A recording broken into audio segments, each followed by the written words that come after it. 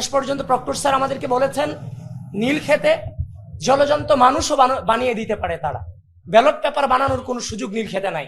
তাহলে proctor sir যেহেতু বলেছেন ব্যালট পেপার বানানোর সুযোগ নীল খেতে নাই, কিন্তু নীল খেতে সেরাতে যেহেতু ব্যালট পেপার পাওয়া গিয়েছে, এর সত্যতা মিলেছে, তাহলে বিশ্ববিদ্যালয় প্রশাসনকে এই ব্যালট পেপার কে ছাপিয়েছে, কারা এখানে ছিল, তার সম্পর্কে প্রপারলি তদন্ত করে এই জাতিকে এবং পুরো বিশ্ববিদ্যালয়কে তার সম্পর্কে জানানো এই বিশ্ববিদ্যালয়ের প্রশাসনের এখন প্রধানতম দায়িত্ব হয়ে পড়েছে বলে আমরা মনে করি। আমরা প্যানেলগতভাবে গতকালকে আমরা আনুষ্ঠানিক সংবাদ সম্মেলন করেছি।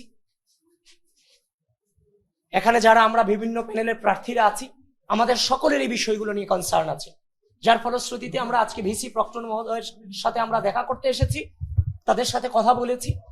দেখেন, গতকালকে আমরা মধুর ক্যান্টিনে শত শত সাংবাদিকদের সামনে, গোটা বাংলাদেশ, গোটা জাতির সামনে, এই ঢাকা বিশ্ববিদ্যালয়ের সামনে একটা প্রেস ব্রিফিং করেছি, কনসার্ন গুলো জানিয়েছি, নির্দিষ্ট কনসার্ন জানিয়েছি 11টা, এবং ঢাকা বিশ্ববিদ্যালয়ের অনেক টিচারদের সাথে আমরা কথা বলেছি বিষয়গুলো নিয়ে। তারা বলেছে এগুলোর যৌক্তিকতা আছে।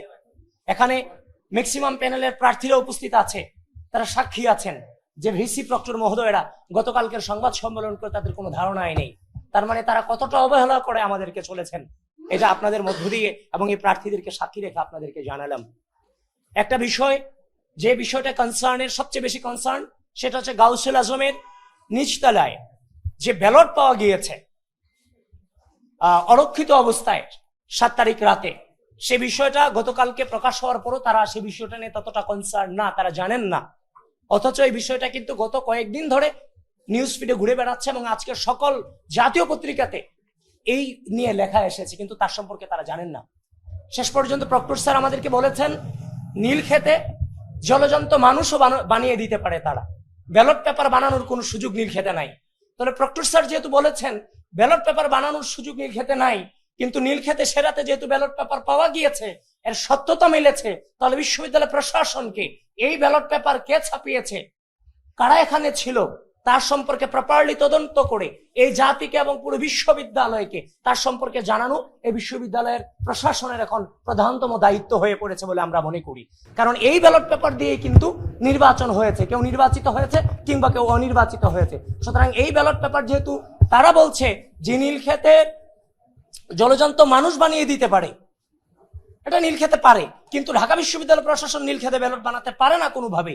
যেহেতু তিনি এটা বলেছেন, তাহলে আমরা আশা রাখছি তারা তদন্ত করে এই বিষয়ে যথাযথ উত্তর এবং তাদের অবস্থান আমাদেরকে জানাবে। এই ব্যালট কোথা থেকে ছাপানো হয়েছে, বিশ্ববিদ্যালয়ের ব্যালট কোন কোম্পানি থেকে ছাপানো হয়েছে, কি অবস্থায় ছিল, এবং গাউসুল আজম সেদিন কিভাবে ব্যালট গুলো পড়েছিল। ইচ্ছা করলে সিসি ফুটেজ এগুলো কালেক্ট করা যায়। সুতরাং আধুনিক যুগে এগুলো কোনোভাবে এড়িয়ে যাওয়ার সুযোগ নেই। আর আরেকটা জিনিস, ইতিমধ্যে আমাদের অন্যান্য প্রার্থীরা বলেছেন, অন্যান্য প্যানেলের প্রার্থীরা বলেছেন যে ভোট কাস্টিং লিস্টটা নিয়ে তারা যে ধরনের গড়িমসি করছে, আমাদের সন্দেহকে আরো বেশি বাড়িয়ে দিচ্ছে। এখানে সবাই উপস্থিত আছে, তারা বারবার একটাই কথা বলছে, প্রাইভেসি। আরে ভাই, কাস্টিং লিস্টে তো এখানে ওমামাকে ভোট দিয়েছে, আবিদকে দিয়েছে, না কাদেরকে দিয়েছে, না অন্য কাউকে দিয়েছে, সেখানে তো সেটা লেখা নাই। সেখানে জাস্ট প্রেজেন্টটা, সাইনটা দেয়া আছে। যেখানে নির্বাচন শুরু হওয়ার আগে হিজাব পরা মেয়ে থেকে শুরু করে প্রত্যেকের প্রাইভেসি আপনি ওপেন করে দিলেন ভোট লিস্টের মধ্য দিয়ে, সেখানে আপনি সিগনেচারটা ওপেন করতে পারতেছেন না, কারণ এই সিগনেচার দিয়ে তো কেউ ব্যবহার করার কোনো সুযোগ নেই। সুতরাং এটাকে যদি আপনি বলেন আইন দেখান, আদালত দেখান, তখন তো আমাদের সন্দেহের প্রবণতা আরো বেড়ে যাচ্ছে।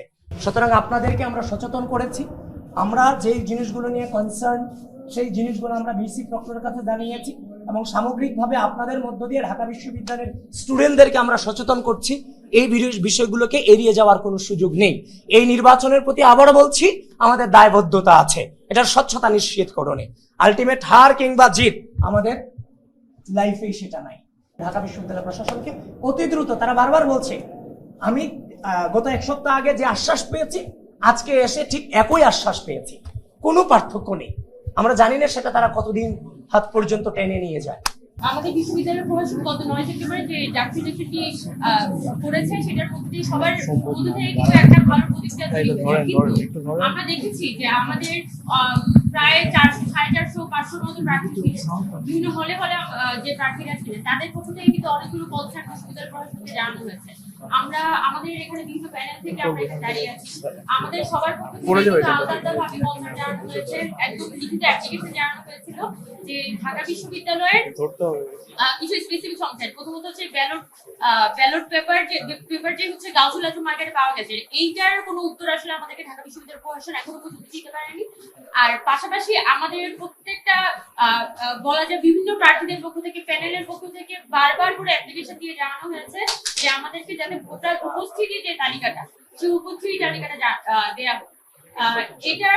এটার মধ্যে আসলে ভোটারদের যে প্রাইভেসি, সেটা ক্ষুণ্ণ হওয়ার আসলে কোনো সুযোগ নাই। বরং আমাদের যে ভোটার তালিকাটা আসলে ঢাকা বিশ্ববিদ্যালয় প্রশাসন থেকে নির্বাচন পূর্বে প্রদান করা হয়েছিল, সেই ভোটার তালিকায় কিন্তু এখনো পর্যন্ত সেই ভোটার তালিকায় হচ্ছে যে মূলত আমরা ভোটের দিনে তাদের যে উপস্থিতি সেটাই আমরা চাচ্ছি। এটা খুবই মানে ব্যক্তিগত ইনফরমেশন হিসেবে এটাকে বিবেচনা করার সুযোগ কম, বরং আমরা এখানে বিভিন্ন প্রার্থীদের পক্ষ থেকে যেহেতু বলা হয়েছে এবং আমাদের পক্ষ থেকে আমরা যেটা বারবার করে এখানে বলছি যে আমাদের যে ফিল্ড অ্যানালাইসিস, সেই ফিল্ড অ্যানালাইসিসে অনেকগুলো হলের ব্যাপারে আমাদের মধ্যে কনসার্ন তৈরি হয়েছে যে হলগুলো যেমন জহুরুল হক হল, তারপর মুজিব হল, এই হলগুলো নিয়ে স্পেসিফিক কনসার্ন এসেছে যে ঢাকা বিশ্ববিদ্যালয়ের এই দুটি হলে ওই দিন পার্টিকুলারলি ভোটের দিনে এত পরিমাণ ভোটার টার্নআউট হয়নি। কিন্তু সেই জায়গা থেকে যখন বিশ্ববিদ্যালয় প্রশাসন বলছে যে প্রায় 87%-88% কাস্টিং হচ্ছে, তখন আমরা বলেছি যে আমাদের জায়গা থেকে নর্মালি বলেছি ঠিক আছে আপনারা আপনাদের উপস্থিত তালিকাটা দেন, তাহলে এখানে সবার জন্য বিষয়টা ক্লিয়ার হয়ে গেল। তো এই সুস্থ স্বাভাবিক প্রক্রিয়াটা আমরা যে দেখতে পাচ্ছি যে আমাদের ঢাকা বিশ্ববিদ্যালয় প্রশাসনের আজকে পিসি স্যার ছিলেন, ভিতর প্রক্টর স্যার ছিলেন, এই দুইজনের উপস্থিতিতে আমরা কথা বলেছি সবাই, এবং আমরা আমাদের কনসার্ন গুলো তাদের কাছে নর্মালি উপস্থাপন করেছি এবং তারা যেটা আমাদেরকে অনবরত বলার চেষ্টা করছেন যে এই জিনিসটার সুযোগ নেই, মানে ওনাদের পক্ষ থেকে এক ধরনের একটা না সূচক কথা আসলে আমরা শুনছি।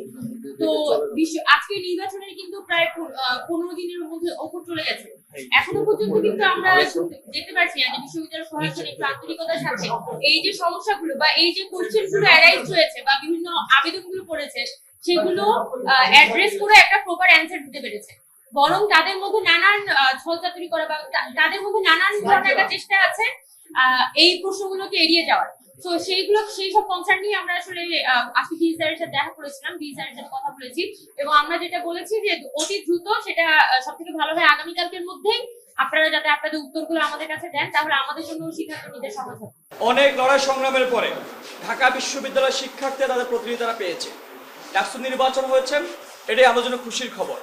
আপনারা জানেন বিগত সময় ডাকসু নির্বাচনের আগে এবং পরে আমরা নানান বিশৃঙ্খলার কথা জানিয়েছি, নানান সংশয়ের কথা জানিয়েছি। আমি যারা প্রার্থী আছি, যারা প্যানেলে যারা আছেন, সাধারণ শিক্ষার্থীরা তাদের সংকটের কথা জানিয়েছেন, সংশয়ের কথা জানিয়েছেন যে নির্বাচন কমিশন তাদের যে আনাড়িপনা, অপরিপক্কতার যে বিষয়টা, তাদের যে কথায় কাজে যে মিল নেয়, নতজানু যে মনোভাবের যে বিষয়টা, সেটা আমরা বারবার করে জানিয়েছি। কিন্তু সেটা যেন আগে যেমন জানিয়েছি, আমরা যে কনসার্ন করে জানিয়েছি, তারা বলেছেন না যে আগে যা হয়েছে নির্বাচনের দিন ভালো কিছু হবে, তোমরা আমাদের উপর আস্থা রাখতে পারো। আমরা আস্থা রেখেছিলাম, কিন্তু হচ্ছে আস্থা তো হচ্ছে না, বলে যে আমরা দেখতেছি অনেকগুলো বিষয় আপনারা জানেন, আপনাদের মধ্যে দিয়ে আমরা জাতির তুলে ধরেছিলাম। নির্বাচনের পরে কয়েকটা বিষয় নিয়ে আমরা কনসার্ন জানিয়েছিলাম। আমরা স্পষ্ট করে একটা বিষয় বলি যে আমরা নির্বাচিত প্রার্থীদের নিয়ে আমাদের কোনো কনসার্ন নাই, আমাদের কনসার্ন হচ্ছে নির্বাচন কমিশন এবং তার কার্যক্রম নিয়ে। শিক্ষার্থীরা কয়েকটা বিষয় দ্বারা সন্দিহান, সংশয়ের মধ্যে আছে গুটি কয়েকটা বিষয় নিয়ে। আমরা সেগুলো শিক্ষার্থীরা খুবই ফর্মালি তারা হচ্ছে আলাপ আলোচনার মধ্য দিয়ে তারা সেটা জানতে চায়। আমরা ছাত্র সংগঠন যারা আছে, যারা প্রার্থী আছি, যারা প্যানেলে যারা আছেন, তারা আসলে খুবই কর্ডিয়াল আমি জানতে চেয়েছি।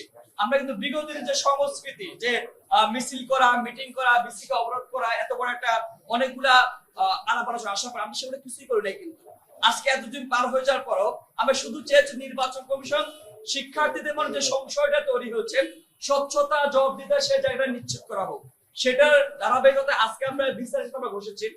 আপনারা জানেন যে বিগত কয়েকদিন থেকে ফর্মালি ইনফর্মালি সংবাদ সম্মেলন কিংবা আবেদনের মধ্য দিয়ে আমরা আমাদের কনসার্ন জানিয়েছি, কিন্তু এরই পরিপ্রেক্ষিতে আমরা জানতে চেয়েছি এই বিষয়ে আমরা কয়েকটা বিষয় আমরা দেখেছি। ব্যালট পেপারের মতো একটা সেন্সিটিভ একটা বিষয়, সেটা দেখেছি আমাদের গাউসুল আজম অরক্ষিত অবস্থায় আছে, কিন্তু একটা খুবই কনসার্নের বিষয়। কিন্তু আমরা বলেছি দেখেন যে এত হাজার মানুষ ভোট দিতে এসেছে, ফাইন, ঠিক আছে, আপনি শুধুমাত্র উপস্থিত তালিকাটা দেখান, আমরা আর কয়েকটা মানে গুরুত্বপূর্ণ বিষয় বলেছি, কিন্তু আমাদের একটা বিষয় মনে হয়েছে যে নির্বাচন কমিশন বলেন কিংবা বিশ্ববিদ্যালয় প্রশাসন বলেন উদুর বিন্দু উদুর গায়ে তাদেরকে চাপিয়ে দেওয়ার একটা পায়তারা করতেছে।